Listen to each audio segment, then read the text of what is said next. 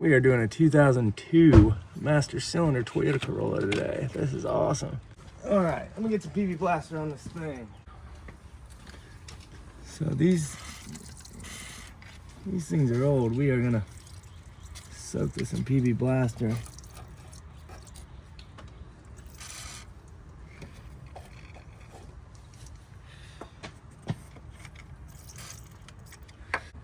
Oh, okay. So today we're doing a 2002 Toyota Corolla master cylinder. Check this out. Should be pretty simple. You got these two bolts that are attached to the power brake booster. And then we just have to remove these two brake lines. One right there and one right there, and that should be it. All right, this thing's tiny, but put in the comments what size you think this is. I think it's a 10. Look at that, it is a 10. And it looks a little loose, but there's not much room to work up in there. She's definitely tight. All right, so these lines on here can be very, very finicky. First, what we're gonna do is remove this clip right here. There's just a little tab on the bottom. You squeeze that right there and it pops right out. So what we are gonna do is work on these two bolts first so we can give these lines time to soak, because those lines are gonna be our nightmare. Well, they are typically our nightmare. Take this line and get it out of the way. Poke it up underneath that. See what I've done here is just loop it underneath there. You see that right there? That is actually a bracket. This right here, I thought this whole assembly right here was not on the other master cylinder, but it looks like this is just a bracket that attaches to the bolt that the master cylinder is attached to. That makes a lot more sense. All right, what size bolt do you think this is? It's a 12. Nice, it's a 12. Looks like I'm gonna have to use a box wrench. Oh, that was not bad at all. That one's loose. Now let's knock this one loose. Nice, look at that. Let's hope these brake lines are that easy, right? It's kind of tight up in here, but nice, man. That is sweet. So I don't know if you can see this, there's like no room in here. And I'm gonna show you a little trick. If you've got no room, you see I can take my wrench, flip it over. It gives me a little tiny bit. Then I flip it back. See that? See how there's not enough for me to go back? But if I flip it over, it gives me a whole half a turn. Just a little trick for you guys. All right, last one. Let's make sure we get this on there, right? You want this thing completely seated. This line is like exactly in the way. This is craziness. This is the patience needed. So this guy's telling me he's got a few cars that need worked on. These are all 90s models, Nissans and Toyotas, it looks like. This is a manual, I'll tell you that. I can't wait to test drive this thing when we're done. I haven't driven a stick in quite a while. God, I still can't get that thing off. I was saying something about patience earlier. This is why I need a live stream, so that way, moments like this, I could be talking to you guys and not be bored out of my mind. Do you guys think that I should start live streaming? I think I should, but tell me in the comments, because I'd love to hear your feedback. My logic is, if I take this line off first, I'll have a little tiny bit more room to get that other line off. Oh my God. Man, I still can't get it. Let me see if I can grab a regular wrench. That's what I get for trying to be quick. This guy said that he's got a lot of work on his cars. He's just been looking for a good, reliable mechanic that isn't gonna screw him over or lie to him. So I think he's found that now. Considering I'm the most honest mechanic that I personally know. What I wanna do is turn the mechanic industry on its head, because there's no reason to be charging all these insane, ridiculous prices. And they know that. I've gotten threats for my prices. Other mechanics have literally threatened me and wished harm on me because of how cheap my prices are. There we go, she's off. I mean, I guess I'd be mad too if I couldn't screw people over anymore and make a whole bunch of money for no reason. Get a better business model. That's what I have to say. If your business model involves screwing people over, it's probably not a good one. Obviously, we're all entitled to our own opinions, but I feel like a lot of people would agree with me. Let me know if you would agree. And I just want to say thank you to all my new subscribers. Yeah, if you guys know a better way to do this that is safe for the brake lines themselves, definitely don't want to mess the brake lines up, let me know in the comments. I would love to know if there's some type of faster way or method. I truly don't believe there is. Oh no, that's what this is good for. Earlier today there was a washer on that thing. I was wondering why it wasn't working. And there was a little tiny washer that was it was like perfectly the same size as the magnet. I couldn't even see it. And I'm like, dang, my magnet's like demagnetized or something. Like, what the heck? But then I figured it out. This thing is so loose. There it is. There it goes. Yay.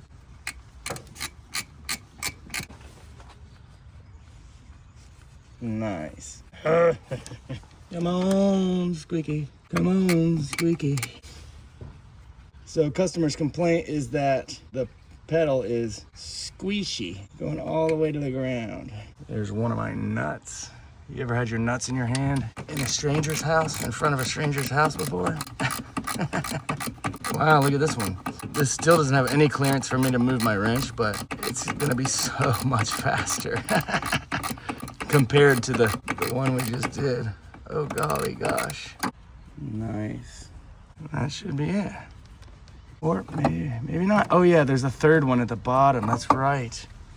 I forgot. Can you guys even see that? Here, you see it right there at the bottom? I don't know why it keeps moving on me. Right there. Let me see if I can squeeze a 12 down in there. Nice. You see my wrench down in there? See it? Down there at the bottom? That's bolt number 3, gentlemen. And ladies. I know there's some ladies watching. Oh my God, I can't get this dang thing off. Man. There we go. She feels pretty loose now. See if I can get her out of my hand. Oh my, I can't even. There it goes. There. I've got 3 nuts. All right, now all you're gonna need to do, since we got all the nuts out, is do a little wiggly jiggly. And there she goes. Yummy. All right, here's your new one. They always come with these little plugs in here. Make sure you take these plugs out. Now we are gonna slide this thing in just as easily as it slid out. Yes, sir. Just like that. Let's get your bracket back on, just like that. All right, we're gonna use our hands for as much of this as we can. There's that top bolt. Well, not this bottom one. I hope I don't drop this bottom one. I'm gonna go upside down. I'm literally turned around upside down right now. All right, I've got those on hand tight. Now you are gonna wanna tighten this down all the way before you try and attach those lines so your master cylinder isn't jiggling around on you. It makes it a lot easier, I promise. So I don't want to tighten this all the way until I have all 3 of them pretty much tight. I'm going to put my finger on this one. All right. All right. Now that they're pretty much hand tight, I'm gonna go ahead and tighten them all the way down. See, I torqued that one down. Now I'm gonna go to this one. Nice. Now I'm gonna go to this one. See that one's really loose now. It's because I tightened the other 2. Now I'm gonna check this bottom one again and make sure that it's all the way tight. If I can keep the wrench on there. Yep, it is. So with these lines, you wanna start them very slowly with your hands. You wanna make sure these things just thread right in with no resistance. Right, you see how that's threading right in? No problem. That's perfect. These things very easily get stripped out. And once this is stripped, you have to replace the entire line You want to make sure you take your time. I mean, that is literally the majority of the time you spend on this job can be spent just lining this up, and you will save in the end. Make sure you get this thing like all the way in. And honestly, I would clean these threads before you put them back on. But these threads look pretty clean. See, this one's kind of giving me some trouble. It's doing exactly what I don't want it to do. All right, that one's kind of sketchy because I had to bend it like a little tiny bit to get it in there right. For some reason, it just does not want to sit up in there. It does not want to go. All right, I'm gonna clean these threads off as best I can. This bad boy's not wanting to go on nice and easy. See how much cleaner that is? Jesus Christ. Okay, I don't know if you guys saw what I just did, probably not. Since I couldn't get this thing on and it was being really sketchy, what I did is I turned it counterclockwise while I was pushing it down. I was pushing it down and turning counterclockwise. So that way the threads would reset, and then I started twisting, and now it's gone in. It's still a little rough, but I know that it's threaded correctly now. So I'll show you again. Push down, twist counterclockwise. You'll feel it pop over. And then once you do, you can start twisting it down. You'll feel it pop over that last thread. Also, what you can do is look at it vertically like this and make sure that that is directly in the center and it doesn't look catty-cornered in any way. I'll tell you what, it feels amazing out right now compared to how it has felt. All right, and when you're doing this, you want to make sure you feel no resistance. I mean, this should be going in unbelievably easy. You should not have any resistance at all. If you do, you are doing it wrong. You are probably cross-threading your brake lines, and you are probably screwed. So don't screw yourself. We're almost done with this job. Don't turn it into another 3 days and 2 more Amazon orders. All right, it should be going in this with the same amount of resistance the entire time, which is none, no resistance. Another thing you can do, I just realized, is take this off. If you take this off, you now have 5 times the amount of room that you had to get this bad boy in. But you see how it's still going in with no resistance? It's exactly how it has to go.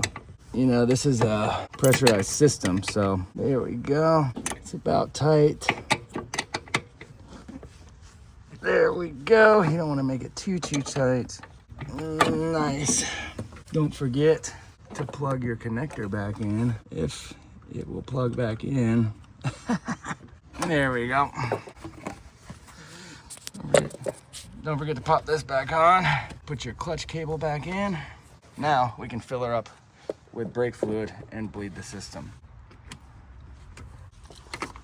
As always, make sure you use DOT3 brake fluid. Oh God, put a little too much in there. Oh, hold on. Yeah, it's perfect. I actually got it perfect. It's right at the line. I'm gonna put a little more in though because we're bleeding the system. So it's completely filled.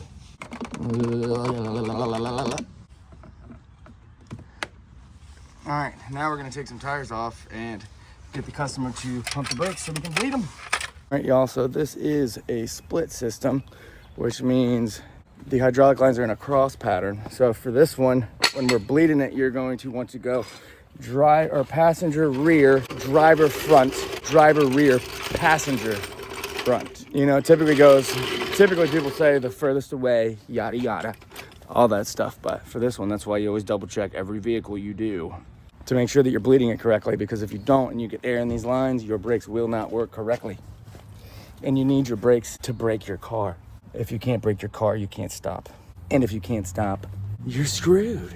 Oh, I just realized I dropped my 13. I dropped my 13 at the last place I was at. I couldn't find it. It's gone forever and I need it to lift my jack up and down. I'm gonna show you guys, because this is how I'm using my jack right now. Oh, come on, baby.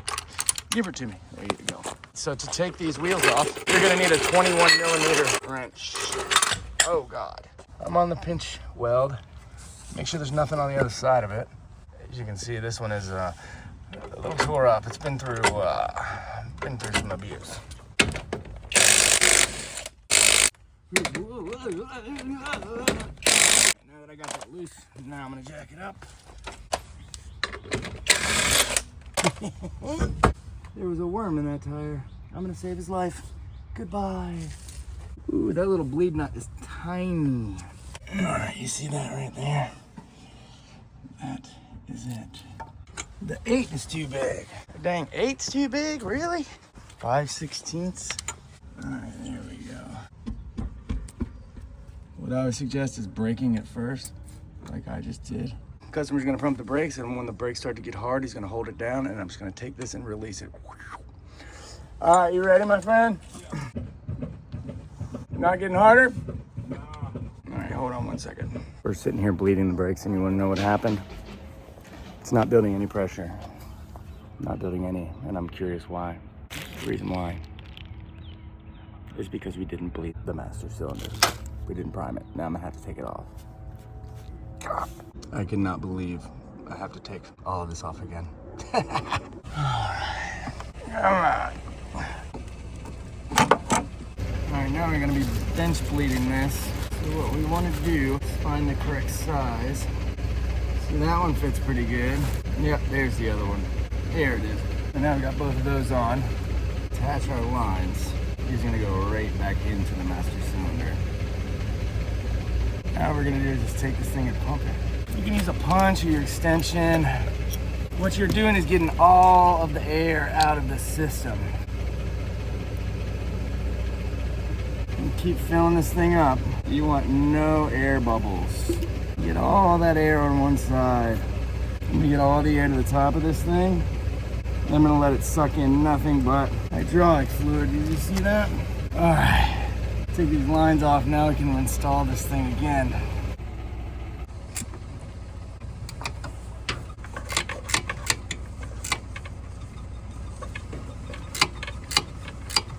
Don't forget your sensor. So we shed some light on this situation. I cannot believe I didn't prime this thing. This is like the third master cylinder I've done this week. I've got another one to do on Thursday. Toit like a tiger. Nice, nice. Toit like a tiger. There we go. Here we go. All right. All right. Feels a little bit better, huh? All right, you're holding it down, right? Yes. All right. Awesome. All right, let's do that one more time on this tire. So the issue was bench bleeding, obviously. All right, we did this tire. Now we want to check the reservoir and make sure that we have enough brake fluid. This tire weighs like nothing. This little tiny tire weighs nothing.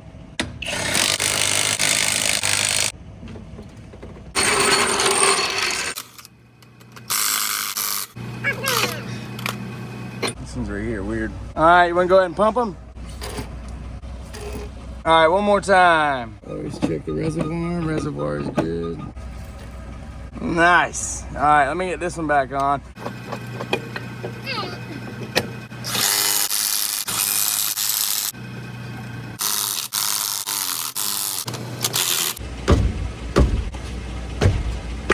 There we go.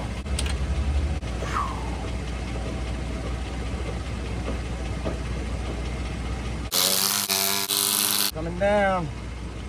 Let's get to this other side. La-dee-dee, la-da-da. All right, last one, you ready? Let's do one more for good luck. Oh yeah, that was golden. Let's get this tire back on, and then I'll take it for a test drive. You should be all right, good to go. Let's top her off just a wee little bit. I always put it a little over max. It's been the first time I've driven a manual in quite a while. Oh yeah. What are you doing, dude? You're in the middle of the road, bro. Oh, I love driving a manual. It sucks you guys can't see me. Well, the brakes are definitely working. That's good. Not going all the way to the floor anymore. Power steering, there is none. Oh, well, it's another job done. You got brakes. All right, y'all, that was a fun one. Finally got some light on the situation. Look, I'm getting like a Fu Manchu. Should I do a Fu Manchu? Should I do it? I think I should. Look, that was fun. Glad we got it done. Another satisfied customer. As always, make sure you like and subscribe. Hopefully this video helped you out. Shoot me a comment and tell me what you guys think. Until next time, I am the driveway doctor. Stay easy, people. Just a little side note, he kept saying, man, you did this so quick, man, you did that so quick. I'm like, dude, I took this thing off twice. I installed it twice. It was not quick, man. I just don't screw you over like every other mechanic does. Peace.